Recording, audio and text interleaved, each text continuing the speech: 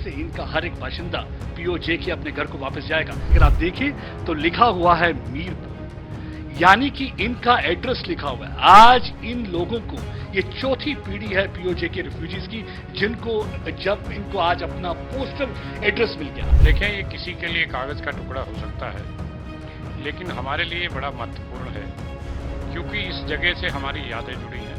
हमारे बुजुर्ग यहाँ से आए थे, 75 साल हो गए हमें विस्थापन में, और उनका ये सपना था कि हम आखिरी सांस, क्योंकि सबने जाना इस दुनिया से, अपने उन घरों में लें जहाँ हम पैदा हुए थे। भारत सरकार उस इलाके को खाली कराए। हम लोग तैयार बैठे।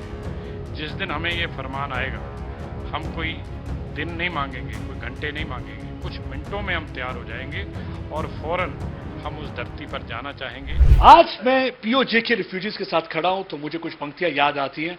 हार नहीं मानूंगा, जीत के ही ठानूंगा, रूठे रब को मना के ही मानूंगा, दुआओं में शक्ति है, गर ऐसी भक्ति है, मान जाएगा यार वो, आखिर बख्शनहार वो, बस थोड़ा धैर्य धर, हिम्मत तहार शुरेवर, इम्तिया खत्म हो जाएगा, फिर से इनका हर एक बाशिंदा पीओजे के अपने घर को वापस जाएगा। देखिए, जो इस समय ये हाथ में ये पेपर उठाए हुए हैं, ये मामूली कागज नहीं है, ये डोमिसाइल है। जब हम बात करें डोमिसाइल की, आप देखेंगे अब इस डोमिसाइल में क्या खास है। सवाल आप ये पूछेंगे कि क्या बात है, इस डोमिसाइल में क्या खास है। इस डोमिसाइल में ये खास है कि अगर आप देखें तो लिखा हुआ है मीरपुर, यानी कि इनका एड्रेस लिखा हुआ है। आज इन लोगों को ये चौथी पीढ़ी है पीओजे के रिफ्यूजीज की, जिनको जब इनको आज अपना पोस्टल एड्रेस मिल गया। आप देखिए, 1947 में ट्राइबल रेड होता है, जिसको सपोर्ट किया जाता है पाकिस्तान आर्मी की वजह से। एट्रोसिटीज होती है, मैसेकर होती है, कईयों की जानें चली जाती हैं, कई जान बचाकर यहां आते हैं, लेकिन सेकंड क्लास सिटीजन की तरह ट्रीट किए जाते हैं। इन्हें स्टेट सब्जेक्ट भी नहीं मिलता, जिसकी वजह से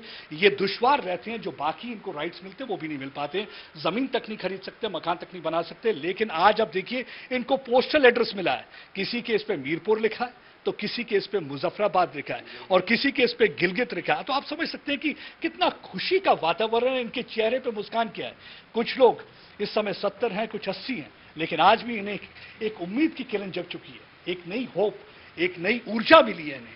आप देखिए, जरूर इनके आप कंधे झुके हुए कईयों के देखेंगे, लेकिन जो नई ऊर्जा मिली है उससे मेरे ख्याल से जो इतने वर्षों का जो संघर्ष चलता आ रहा था, उनको लग रहा है कि नहीं, कुछ ना कुछ होने वाला है। मैं इनसे बातचीत करता हूं, कितना खुशी का माहौल है जो आज आपको पोस्टल एड्रेस मिला है, आइडेंटिटी मिली है, ये टुकड़ा कितना महत्वपूर्ण है आपके लिए। देखें, ये किसी के लिए कागज का टुकड़ा हो सकता है, लेकिन हमारे लिए बड़ा महत्वपूर्ण है, क्योंकि इस जगह से हमारी यादें जुड़ी हैं। हमारे बुजुर्ग यहाँ से आए थे, 75 साल हो गए हमें विस्थापन में, और उनका ये सपना था कि हम आखिरी सांस, क्योंकि सबने जाना इस दुनिया से, अपने उन घरों में लें जहां हम पैदा हुए थे, लेकिन नसीब नहीं हुआ, उनको चले गए। आज हमारी तीसरी पीढ़ी है, हमारा भी यही सपना है। हम तो कहते हैं कि ये एक छोटा यहाँ तक ही कदम ना हो, ये एक बड़ा कदम बने। भारत सरकार उस इलाके को खाली कराए। हम लोग तैयार बैठे हैं। जिस दिन हमें ये फरमान आएगा, हम कोई दिन नहीं मांगेंगे, कोई घंटे नहीं मांगेंगे, कुछ मिनटों में हम तैयार हो जाएंगे और फौरन हम उस धरती पर जाना चाहेंगे जहां मेरे बुजुर्ग पैदा हुए हैं, बड़े हुए हैं, पढ़े हैं और उन्हीं गलियों में खेले हैं। कितने वर्षों से एक नारा ये लगाते हैं, ये पूरे का पूरा जम्मू कश्मीर हमारा है, पीओजे हमारा है। तो ये नारा लगातार ये लगाते हैं, लेकिन अब इनको लगता है कि वक्त आ गया है। देखिए, 1994 में एक रेजोल्यूशन पास होता है, अनुच्छेद 370 जब हटाया जाता है, तो गृह मंत्री लोकसभा में कहते हैं कि उसके लिए हम जान दे देंगे। यानी कि आप देखिए, ये एक जो डोमिसाइल का टुकड़ा नहीं है, ये एक फरमान है कि देखिए, आप दिन दूर नहीं जब हम पीओजे को हासिल करके रहेंगे। कितना आपको लगता है कि अब प्रधानमंत्री वक्त आ गया कि पीओजे को हासिल करना चाहिए, क्योंकि जिस तरीके से हमने देखा है कि वहां भी आवाजें उठ रही हैं, वहां के लोग भी अब सड़कों पर आ रहे हैं, फौज के खिलाफ नारे लगा रहे हैं, ये जो दहशतगर्दी है इसके पीछे वर्दी है। ये सुनहरी मौका है हिंदुस्तानी गवर्नमेंट के लिए कि उस पीओजे को रिट्रीव करे और हमें अपने घरों में वापस भेजे। हमारी ये ख्वाहिश है कि हमारी आखिरी सांस हमारी जन्मभूमि में निकले जहाँ पे हम पैदा हुए थे। अब देखिए, कितना इंपॉर्टेंट इश्यू है। अब आप क्या चाहते हैं कि जो ये सीटों का मसला है, चाहते हैं कि आप वो सीटों को जो रखी हुई है 23 के करीब, वो जो फ्रीज करके रखी हुई है, वो फ्रीज जो है वो हटा दिया जाए और आप लोग इलेक्शन कंटेस्ट कर सकें। निश्चित तौर पर वो फ्रीज जो है वो हटनी चाहिए। हमारे जो 1/3 पॉपुलेशन यहाँ तक आई, तकरीबन 17 लाख हमारे विस्थापित लोग यहाँ पे हैं। हम कहते हैं कॉन्स्टिट्यूशन के मुताबिक हमें 8 सीटें तो नहीं तो 12 सीटें हमारी बनती हैं, ताकि अगर वो सीटें हमारी मिलेंगी तो हम अपने हक के लिए अपने पार्लियामेंट में अपनी आवाज़ उठा सकते हैं।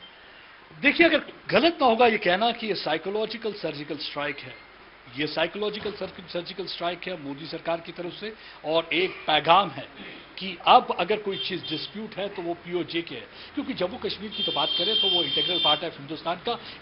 इसके बारे में तो 1947 में ही डिसाइड कर दिया गया था, लेकिन कुछ ऐसे सियासतदान थे वो जानबूझकर इस जम्मू कश्मीर के मुद्दे को जगा हुआ रखना चाहते थे। वो चाहते थे कि इस मुद्दे की सिर्फ बात हो और असली मुद्दों पर कभी बात ना हो, इनकी कभी बात ना हो, इनकी परेशानी की कभी बात ना हो, इनकी पोस्टल एड्रेस की कभी बात ना हो, ताकि इनकी आइडेंटिटी, इनका वजूद पूरी तरह से मिटा के रख दिया जाए। ऐसी कोशिश रहती थी, क्योंकि उनको लगता था ये शायद उनके वोट बैंक नहीं है।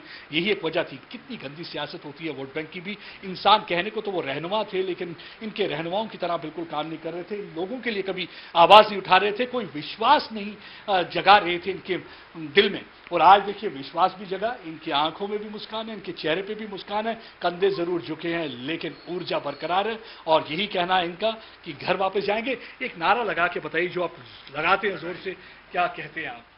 आवाज दो, आवाज दो, आवाज दो, छीन के लेंगे, छीन के लेंगे, पीएके को खाली कराओ, पीएके को खाली करो, छीन के लेंगे अपना हक, पीओजेके को खाली करो, सीओजेके को खाली करो, क्योंकि चाहे पाकिस्तान हो या चीन, उससे लेके रहेंगे छीन। और ये अपना हमारा जो है हिस्सा, ये हमारा हिस्सा है और हमारे वजूद को कोई मिटा नहीं सकता।